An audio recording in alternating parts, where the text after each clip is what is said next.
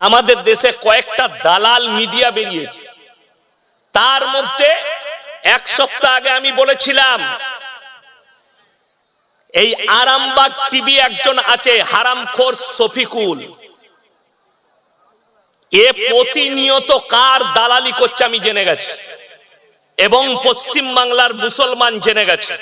একে আমি বলেছিলাম তোমার মধ্যে যদি এতটুকু ঈমান টিকে থাকে, বেলডাঙ্গার মাটিতে আল্লাহকে গালি লেখে ভোট দেয়া হয়েছিল কোন অনুষ্ঠানে, সেখানে একটা দাঙ্গা লাগানোর একটা পরিকল্পনা রচে দেয়া হয়েছিল। যাই হোক, প্রশাসন বাবুরা ট্যাকেল দিয়েছে, সরকার ট্যাকেল দিয়েছে, রাজ্য সরকার। সেখানে বড় রকমের কিছু দাঙ্গা হয়নি, ভাঙচুর হয়নি, হিন্দু মুসলিমের দাঙ্গা রুকে গেছে। প্রশাসনের তৎপরতায় যে ছেলেটা ধরা পড়েছে দাঙ্গার মূল ষড়যন্ত্রকারী জঙ্গিটা, তার নাম হচ্ছে সয়ন হালদার। সে কোথায় পড়াশোনা করে? কল্যাণী বিশ্ববিদ্যালয়ে পড়াশোনা করে। এরপর যারা বলছে মাদ্রাসায় জঙ্গি তৈরি হয়, তাদেরকে জিজ্ঞেস করুন এই সয়ন হালদার কোন মাদ্রাসার স্টুডেন্ট, কোন মাদ্রাসার ছাত্র। আমি শফিকুলকে বলেছি তোমার মধ্যে ঈমান থাকলে তুমি এই খবরটা সম্প্রচার করবে। হারামখোর কদিন আগে ঢোক গিলে গিলে কথা বলেছে, আমাকে বলছে উগ্রভাবে কথা বলছে। সে বলছে আমি কেন ঈমানের পরীক্ষা দেবো? তুমি দিবে কি করে? এক সপ্তাহ আগে আজকে বলে যাচ্ছি শফিকুলকে, এক মাস আগে একজনের গলায় পাট্টি পরিয়ে তার মুখে টেপ লাগিয়েছি, তার নাম হচ্ছে হারামের আওলাদ নাজিয়া ইলাই খান। কলকাতা বাগুইয়াটিতে বসে আছে, মুসলমান নাম নিয়েছে, কোরআনের দুশ্মন, আল্লাহ দুশ্মন। পশ্চিম বাংলার মুসলমানদেরকে বলছি এই আরামবাগ টিভি এই হারামখোর শফিকুল, এ হচ্ছে ইসলামের এক নম্বর দুশ্মন। আর তুমি যদি বাপের বেটা হও, চ্যালেঞ্জ দিলাম 10 মিনিট আমার সঙ্গে লাইভে বসো, যে কোনো জায়গায় তোমার লাইভ চ্যানেল থাকবে, আমার থাকবে, তোমাকে আমি 10 মিনিটের ভেতরে প্রুফ করাবো এটা মুসলমানই নয়, ও মুসলমান নয়। যদি হয়ে থাকে মিথ্যা প্রচার করছে। আমার লেগে বলেছে আমেরিকায় আগুন জ্বলছে, হুজুর বলেছে শুনেলেন? আমেরিকায় ক্যালিফোর্নিয়ায় আগুন ধরেছে জঙ্গল থেকে একবারই শহরতলি পর্যন্ত, ওখানে যতগুলো মানুষ মরেছে আমার ব্যথা হয়নি, ওখানে যতগুলো প্রাণী মারা গেছে তার লেগে আমার মনে ব্যথা হয়েছে, একটা মানুষের জন্য ব্যথা হয়নি। শফিকুল বলছে আমেরিকার আর ভারতের সম্পর্ক ভালো, হুজুর এরকম বয়ান করছে সম্পর্ক ছিন্ন হবে। আরে হারামখোর, মেহবুবা মুফতি কাশ্মীরের মুখ্যমন্ত্রী ছিল, সে একজন নেত্রী ভারতের, সে বলেছে আল্লাহ ফিলিস্তিনকে বলেছিল জাহান্নাম বানাবো আমেরিকা, আল্লাহ তাদেরকে জাহান্নামের নাজারা দেখিয়েছে। জোরে একবার বলুন সুবহানাল্লাহ। এতে আমি খুশি হয়েছি যে আমেরিকার ডোনাল্ড ট্রাম্প এক সপ্তাহ আগে বলেছে আমি শপথ নেওয়ার পরে গাজা আর ফিলিস্তিনকে জাহান্নাম তৈরি করব। এই হারামখোর শফিকুলকে বলছি তুমি কোথায় ছিলে, খবর দেখোনি?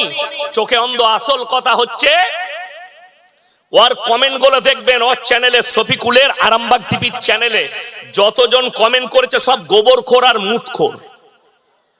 আসল কথা ও হারামখোর তো গোবরখোর মুতখোর। তোর যদি হিম্মত থাকে আমার সাথে বস, আর যদি বাপের হিম্মত থাকে আমার সঙ্গে চ্যালেঞ্জ লাগ, তোমার মুখে ট্যাপ লাগিয়ে দেব। তুমি যে দালাল পশ্চিম বাংলার মুসলমান দেখে নিয়েছে, তোর নিজের কমেন্ট গুলো তুই পড়, খালি গোবরখোর আর মুতখোররা কমেন্ট করেছে, একটা মুসলমানও তোকে ভালোবাসে না, সবাই জেনে গেছে তুই মুসলমান নস। আর আমি বলছি এ মুসলমান যে ভাববে ওকে তার ঈমান চলে যাবে ওকে মুসলমান বললে। আমি ইয়াসিন ফতোয়া দিলাম, কোন বাপের বেটা মৌলবি থাকলে আমার সঙ্গে চ্যালেঞ্জ নিতে পারে। আপনারা কি মনে করছেন মুসলমান ঘরে জন্ম নিলে মুসলমান হওয়া যায়? ভুল কথা। গরুর মাংস খেলে যদি মুসলমান হওয়া যেত তাহলে সব থেকে বড় মুসলমান ঋষি কাপুর হতো, যে বলেছে আমি প্রত্যেকদিন ডিনারে গরুর মাংস খাই। কত অমুসলিম ভাই গরুর মাংস খায়, খায় না? খায় না? কতজন খাচ্ছে? প্রকাশ্যে বলছে মিডিয়ার সামনে। আরে আমরা তো দূরের কথা, এই দেখবেন একজন আফজাল বলে একটা উকিল আছে, শুনেননি?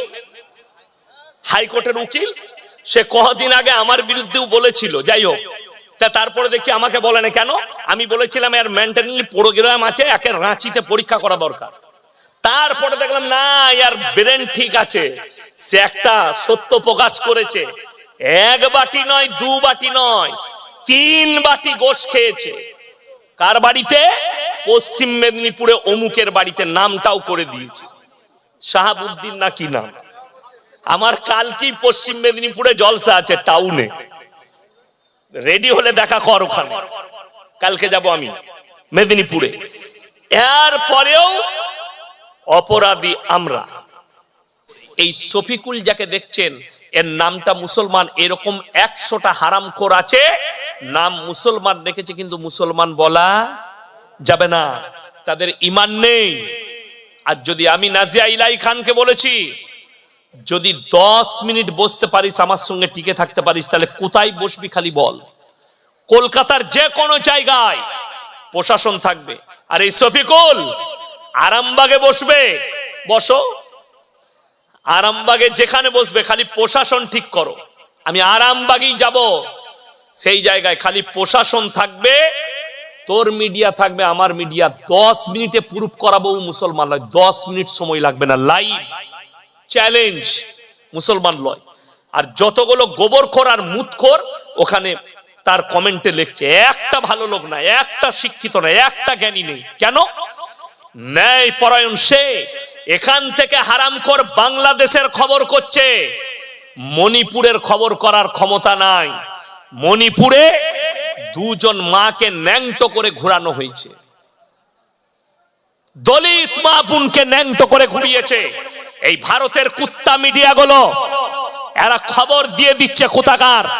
রাশিয়া ইউক্রেন যুদ্ধের খবর পাচ্ছে, ফিলিস্তিন গাজার খবর পাচ্ছে, কিন্তু সামান্য বাংলাদেশের খবর পেয়ে যাচ্ছে ভারত ছেড়ে, মণিপুরের খবর পাইনি। মণিপুরে কতগুলো দলিত মা বোনের উপরে অত্যাচার হয়েছে, কতজনকে ধর্ষণ করা হয়েছে, মার্ডার করা হয়েছে, খবর সম্প্রচার করবেন।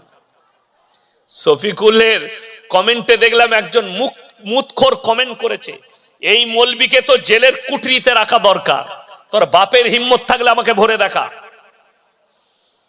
ভরে দেখা, তারপরে বুঝতে পারবি আমার ভালোবাসার লোক আছে না নাই। আপনারা আছেন না নাই? জোরে বলুন ইনশাআল্লাহ।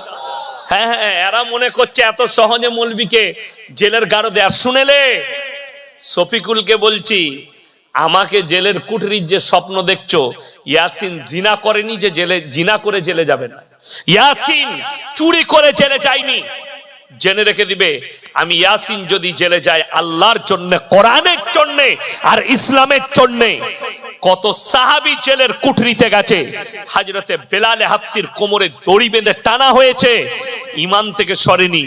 আমার বুকে যদি জেলের কুঠরিতে নিয়ে গিয়ে আমাকে যদি গুলি চালাও, আল্লাহর কসম করে বলছি, কোরআন থেকে ঈমান থেকে 1 ইঞ্চি সরার কোনো রাস্তা নাই। জোরে বলুন ইনশাআল্লাহ।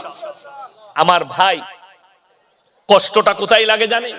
আমাদের দেশে একটা মেয়ে বোরকা পরে আর হিজাব পরে স্কুলে গেলে, কলেজে গেলে তাকে কেস লড়তে হয় কোর্টে গিয়ে, ঠিক কিনা?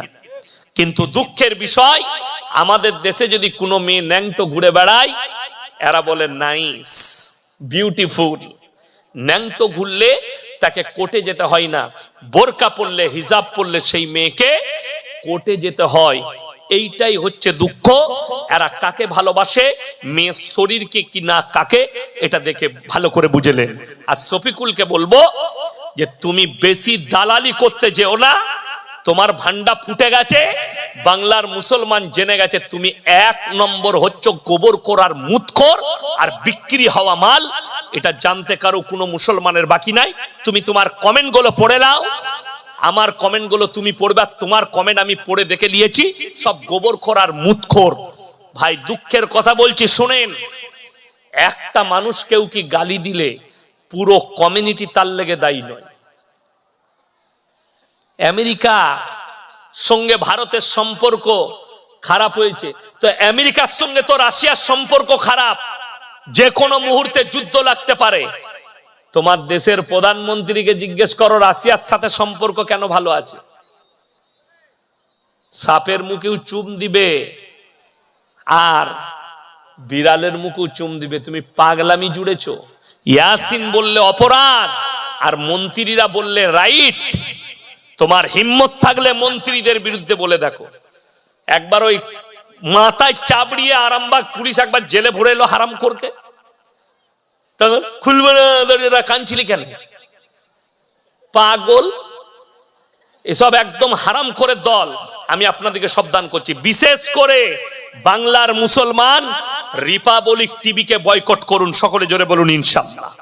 এই রিপাবলিক টিভি মুসলমানের জন্য প্রতিনিয়ত আমাদের জন্য, কোরআনের জন্য, ইসলামের জন্য মিথ্যা প্রচার করে যাচ্ছে, মিথ্যাচার করে যাচ্ছে। এই শফিকুলকে বলছি, আমার কাছে এই শফিকুলের একটা হোয়াটসঅ্যাপ চ্যাট আছে। কোথাকার? বীরভূমের ছেলে চ্যাট করেছিল তার সঙ্গে। কি বলে? সুতি থানায় দুটো দাসদের ছেলে বোম রাখতে গিয়ে রেল লাইনের উপরে ধরা পড়েছে। তুমি কি এই খবরটা করবে না? কি বলছে জানেন? খবরটা পেপারে দিয়েছে। হারামখোর, তোর ক্ষমতা নাই খবরটা সম্প্রচার করি কেন? তুই মুতখোর আর গোবরখোরের কাছে বিক্রি হয়েছে, তোর ঈমান ধ্বংস হয়ে গেছে, তুই মুসলমানই হতে পারিস না। তা না হলে খবর সম্প্রচার করে দেখা। বড় কষ্ট লাগে, দুঃখ লাগে। আমাদের মতো মৌলবীকে বলছে, মৌলবীর ভাষা দেখো। আল্লাহ হেফাজত করুক।